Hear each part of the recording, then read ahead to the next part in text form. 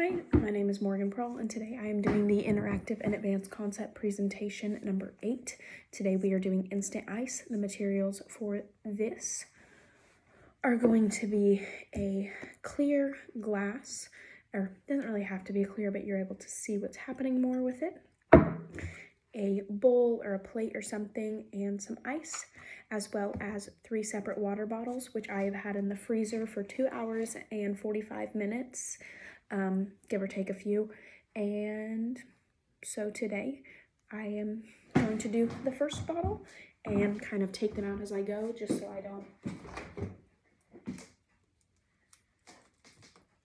defrost them. I don't want to make sudden movements with it. There we go.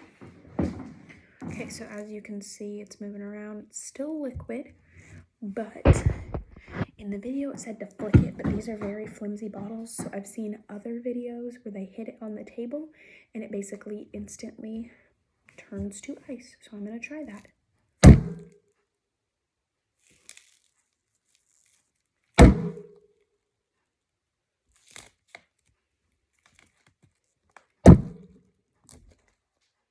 So mine did not quite work, but we're going to continue on. I'm going to try it maybe with one of the other bottles.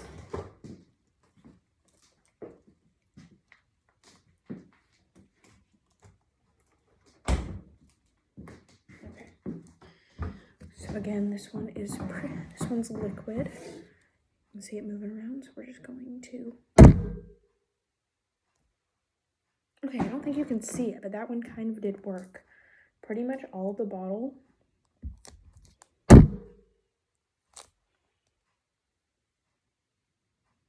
did, except for this very top portion, but the middle has hardened.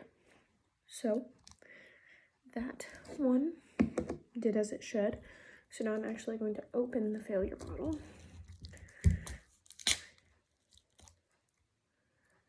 And I am going to pour it over ice.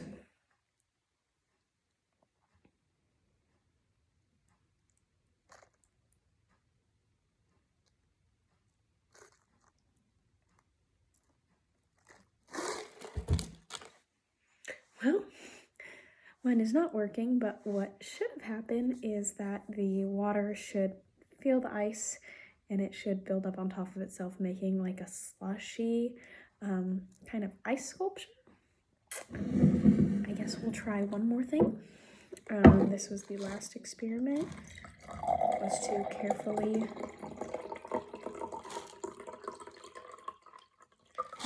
pour it into a glass and to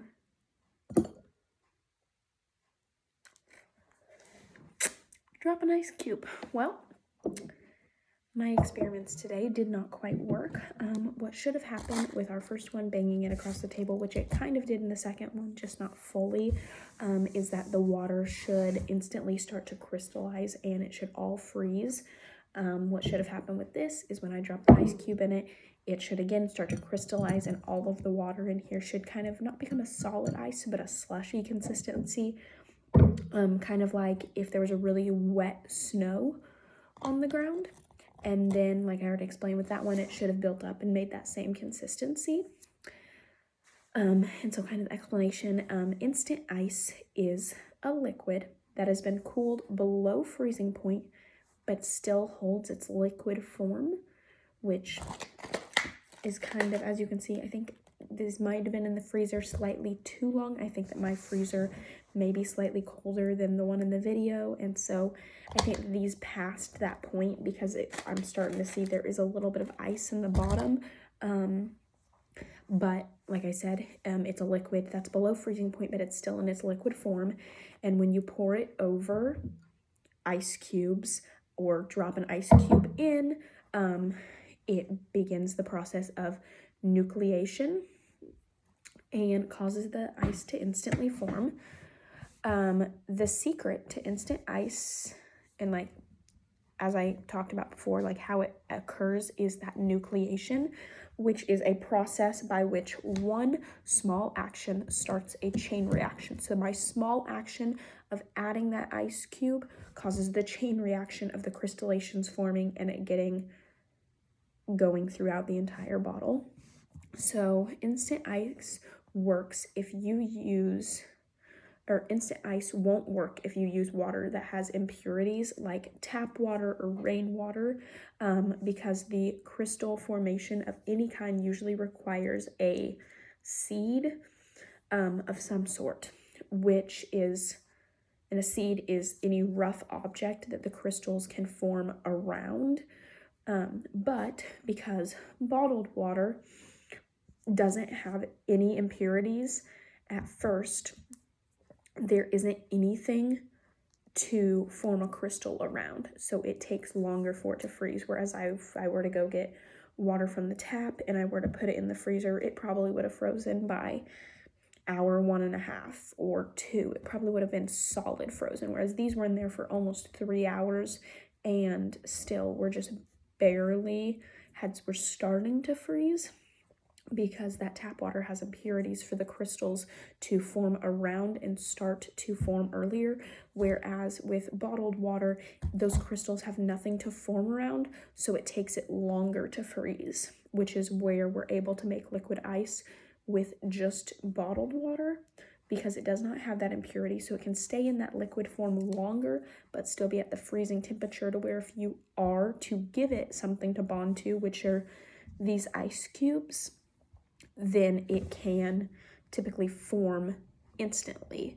But like I said, eventually, no matter how pure the water is, like I'm using purified drinking water, it will freeze if it gets cold enough.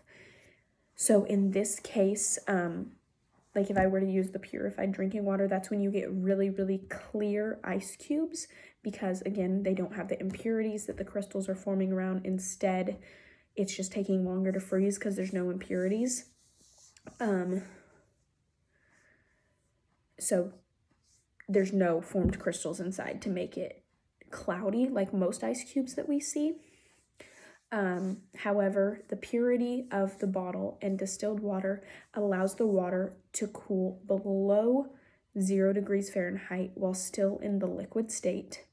But as soon as the nucleation process starts, aka when it hits the ice in the bowl or when the water drops in, and in this case you're adding energy to it because I'm hitting it super hard, which could also start that nucleation process by hitting the table, creating that energy.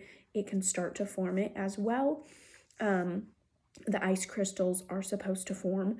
Like I said, I think that my experiment kind of went a little wrong. Not only, I think that these were in the freezer slightly too long. For my freezer temperature, I think that it was just too cold, and I think that the crystals had already started to form. I've actually done this experiment in the past and kind of had the same issues with it. You really have to get the water at the perfect temperature, which is hard to do when you don't exactly know what temperature your freezer is at. But that is what should have happened, and that is, I think, why my experiment did not go as planned. Thank you.